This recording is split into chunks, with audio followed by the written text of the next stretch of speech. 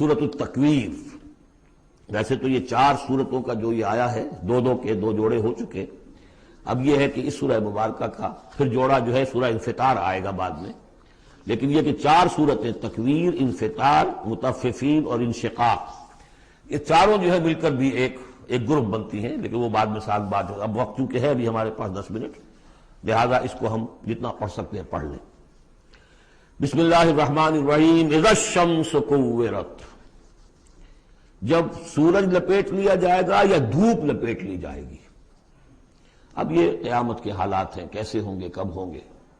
وَإِذَا النُّجُومُ انْكَدَرَتْ، اور جب یہ ستارے ماند پڑ جائیں گے. وَإِذَا الْجِبَالُ سُيِّرَتْ، جبکہ پہاڑ چلائے جائیں گے.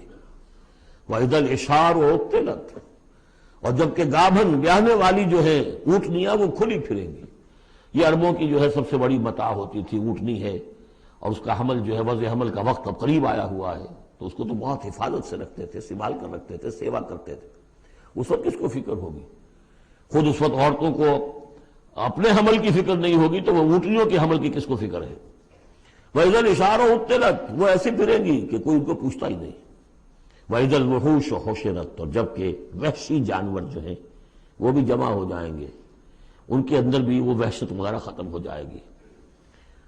وَإِذَا الْبِحَارُ سُجِّرَتْ، اور جب سمندر دہکا دیے جائیں گے، ابالے جائیں گے. یہ اگلی صورت میں بھی آئے گا، وہاں فجرت ہے، یہاں سجرت ہے. محسوس ایسا ہوتا ہے واللہ عالم کہ زمین کو جب کھینچا جائے گا تو اس کے اندر کی گرمی جو ہے وہ اوپر آئے گی، اور سمندروں کے نیچے گویا کہ یوں سمجھیے کہ جیسے سمندریں ہوں گے، سمندر بن جائیں گے بہت بڑی دیگیں جن کے نیچے وہ آگ جو ہے وہ قریب آ کر جب جلے گی تو یہ سمندر جو ہے یہ ابل رہے ہوں گے، اور ابل کر جو ہے کہ بخارات بنیں گے. اذا البحار سجرت واذا النفوس زوجت، اور جب جانوں کو جوڑ ملائے جائیں گے، یعنی مختلف لوگوں کے کہ یہ کس قسم کے لوگ تھے، یہ کس قسم کے لوگ تھے، یا علیحدہ علیحدہ یوزعون جو آیا ہے ان کو مختلف جماعتوں میں تقسیم کیا جائے گا. وَإِذَا الْمَوْءُودَةُ سُئِلَتْ، اور جب کہ وہ لڑکی، وہ بیٹی کے جو زندہ دفن کر دی گئی تھی، اس سے پوچھا جائے گا بِأَيِّ ذَنْبٍ قُتِلَتْ، کہ وہ کس گناہ کی پاداش میں قتل کی گئی تھی. دیکھیے کس قدر لطیف ہے. اس سے پوچھا جائے گا تجھے کس لیے قتل کیا گیا. بِأَيِّ ذَنْبٍ قُتِلَتْ وَإِذَا الصُّحُفُ نُشِرَتْ، جب صحیفے کھول دیے جائیں گے یعنی اعمال نامے. وَإِذَا السَّمَاءُ كُشِطَتْ، اور جب آسمان کی کھال اتار لی جائے گی. جیسے جانوروں کی کھال جب اتار لی جاتی ہے تو اب وہ اندر سے گوشت سارا نظر آ رہا ہے. تو ایک مفہوم تو یہ ہے کہ آسمانوں کے اوپر جو کچھ ہے وہ بھی انسانوں کو نظر آنے لگے گا. اور ایک یہ بھی ہے کہ جو ہم نے پڑھا تھا سورہ رحمان میں، فَإِذَا انشَقَّتِ السَّمَاءُ فَكَانَتْ وَرْدَةً كَالدِّهَانِ، تو جیسے کہ جانوروں کی جب کھال اتر جاتی ہے تو اندر سے سرخ گوشت نکلتا ہے، اسی طریقے سے اس وقت جو ہے پہاڑ کی ان کے آسمانوں کی شکل ہو جائے گی. واللہ عالم. وَإِذَا الْجَحِيمُ سُعِّرَتْ، اور جب کہ جہنم دہکائی جائے گی. وَإِذَا الْجَنَّةُ أُزْلِفَتْ، اور جب جنت قریب لے آئی جائے گی. ان 13 آیتوں کے بعد فرمایا عَلِمَتْ نَفْسٌ مَّا أَحْضَرَتْ، ہر جان جان لے گی کہ اس نے کیا چیز یہاں پہنچائی ہے، کیا حاضر کی ہے، کیا عمل لے کر آئی ہے. اس وقت سب کے سامنے اپنا کچا چٹھا آ جائے. فَلَا أُقْسِمُ بِالْخُنَّسِ وَالْجَوَارِ الْكُنَّسِ وَاللَّيْلِ إِذَا عَسْعَسَ، تو نہیں، قسم ہے مجھے ان ستاروں کی جو سیدھا چلتے چلتے پھر پیچھے ہٹنا شروع کر دیتے ہیں. الجوار الکنس، اور پھر وہ دبک جاتے ہیں.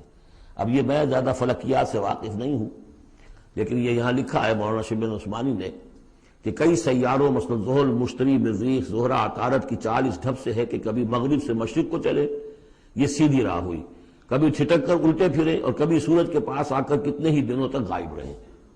یہ گویا کہ اس کا نقشہ ہے. اب اس کو تو ظاہر بات ہے کہ ایسٹرونومی والے جو ہیں اس پہ محنت کریں اور دیکھیں کہ اس کے ساتھ کیا مطابقت پیدا ہوتی ہے. ان کی قسم کھائی واللیل اذا عسعس والصبح اذا تنفس، یہ سمجھ میں آنے والی بات ہے. جب رات روانہ ہونے لگے، پیٹھ موڑے. واللیل اذا ادبر ہم پڑھ چکے ہیں سورہ مدثر میں، جب رات پیٹھ موڑتی ہے جا رہی ہے.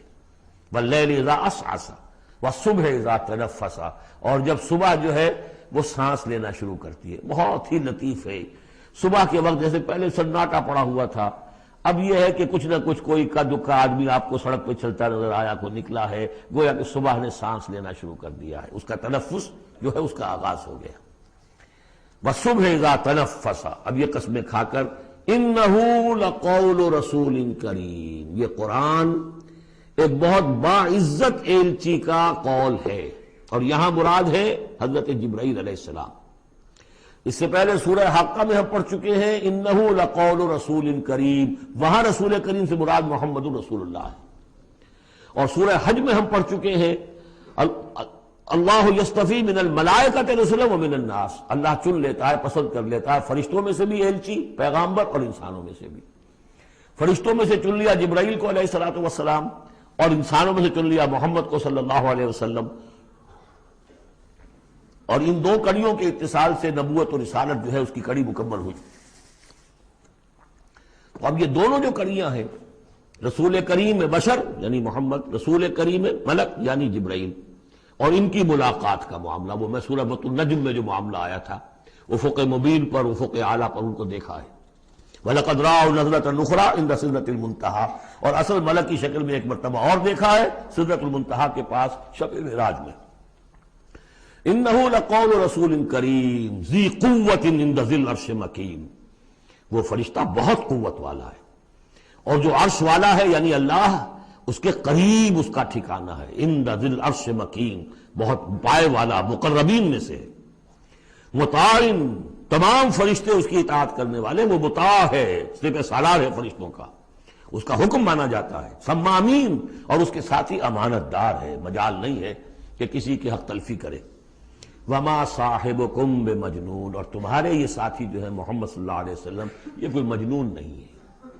اب دیکھیے اس کے بالکل برعکس شکل تھی سورۃ النجم میں، لیکن وہاں بھی قسم تھی ستارے کی، یہاں بھی ستارے، فلا اقسم بالخنس الجوار الکنس، وہاں تھی والنجم اذا ہوا ما ضل صاحبکم، وہاں صاحبکم سے بات شروع کر کے اور پھر فرشتے تک لائی گئی، یہاں فرشتے سے شروع کر کے صاحبکم تک لائی گئی، عکسی ترتیب ہے، صرف وہی فرق ہے۔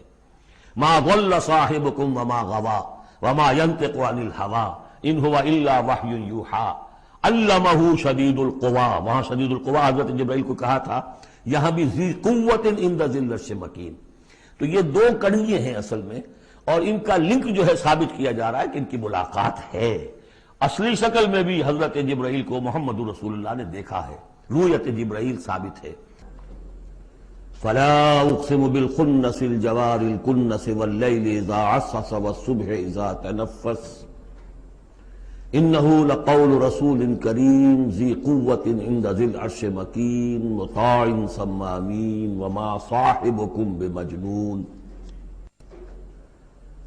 تمہارے یہ ساتھی، تمہارے یہ صاحب یعنی محمد صلی اللہ علیہ وسلم ہرگز دیوانہ نہیں ہے، مجنون نہیں ہے۔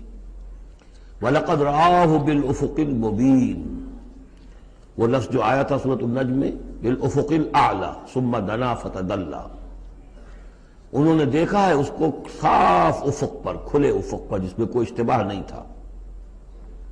وَمَا هُوَ عَلَى الْغَيْبِ بِضَنِينٍ، اور وہ غیب کے معاملے میں حریص یا بخیل نہیں ہے، یعنی محمد رسول اللہ صلی اللہ علیہ وسلم۔ ایک جانب تو یہ حریص اور بخیل جو ہے قریب کے الفاظ ہیں، ایک ہی شے کے دو ایسپیکٹس ہیں، یعنی ان کی زندگی جو تمہارے سامنے رہی ہے، 40 برس جو گزرے ہیں، کیا انہوں نے کبھی کوئی کاہنوں کے ساتھ دوستی گانٹھی، غیب کے حالات معلوم کرنے کی کوشش کی، کوئی تپسیائیں کی تھی اس کام کے لیے کہ انہیں غیب کی خبریں ملیں؟ تو ظاہر بات ہے کہ ان کی زندگی اس سے خالی ہے۔ بخیل بھی نہیں ہے کہ اب جو کچھ وہ دیکھ رہے ہیں وہ تم تک پہنچا بھی رہے ہیں۔ کاہن کو اگر کوئی وہ ہلدی کی گانٹھ مل جاتی ہے تو اس کا پنساری بن کے بیٹھ جاتا ہے، اس کے پیسے مانگتا ہے، نذرانے مانگتا ہے، پھر کہیں جا کر کوئی خبر دیتا ہے۔ ہمارا یہ نبی ہے کہ جو بھی اسے غیب سے معلوم ہو رہا ہے، جو کچھ وہ دیکھ رہا ہے، سب عالم غیب ہے، فرشتہ عالم غیب میں سے ہے، اس کا مشاہدہ ہوا ہے، وہ ساری چیزیں تم کو بتا رہا ہے۔ تو وہ غیب کے معاملے میں جو علم بھی اللہ تعالیٰ کی طرف سے انہیں دیا جا رہا ہے، اس کو تم تک پہنچانے میں بخل سے کام نہیں لیتے۔ وما ہوا بقول شیطان الرجیم، اور یہ ہرگز کسی شیطان رجیم کا قول نہیں ہے، یعنی کچھ شیاطین جن تم نے سمجھا ہو کہ انہوں نے آ کر حضور کو یہ پٹی پڑھا دی ہے، معاذ اللہ۔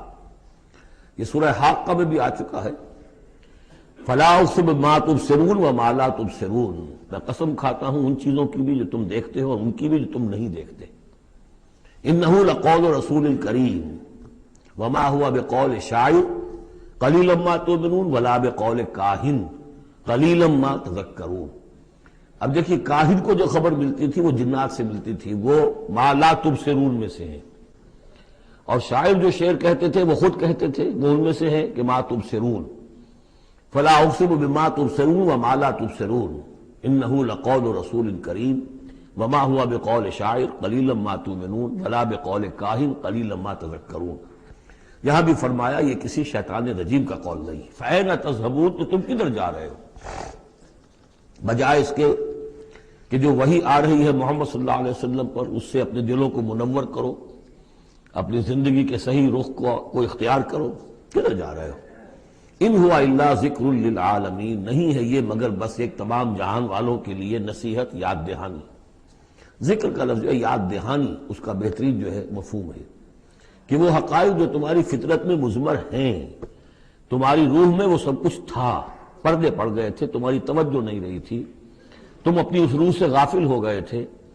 وَلَا تَكُونُوا كَالَّذِينَ نَسُوا اللَّهَ فَأَنسَاهُمْ أَنفُسَهُمْ۔ اب قرآن آ کر ایکٹیویٹ کر رہا ہے تمہارے اپنے اسی انر کانشسنس کو، جو ڈورمنٹ تھا اسے ایکٹیویٹ کر رہا ہے۔ لِمَنْ شَاءَ مِنْكُمْ أَنْ يَسْتَقِيمَ، ہر اس شخص کے لیے جو تم میں سے چاہے کہ وہ سیدھے راستے پر آ جائے، جو بھی طالب ہوگا ہدایت کا، جو صراط مستقیم حاصل کرنا چاہے گا، اس کے لیے یہ یاد دہانی ہے۔ وَمَا تَشَاءُونَ إِلَّا أَن يَشَاءَ اللَّهُ، پھر وہی بات، تمہارے چاہے بھی کچھ نہیں ہو سکتا جب تک اللہ نہ چاہے۔ یہ دو مشیتیں ملتی ہیں، تم بھی چاہو اور اللہ بھی چاہے، تب کام ہوگا۔ اللہ کا اذن ہوگا، اللہ کی توفیق ہوگی، تمہارا ارادہ ہوگا۔ تمہارا ارادہ نہیں تو اللہ زبردستی ٹھونستا نہیں، زبردستی ٹھونس دے تو پھر جزا و سزا کا کوئی سوال نہیں، پھر یہ سارا کا سارا معاملہ ہی جو ہے وہ باطل ہو جاتا ہے۔ الا ان یشاء اللہ رب العالمین، تمہارے چاہے کچھ نہیں ہو سکتا جب تک نہ چاہے اللہ کے جو تمام جہانوں کا رب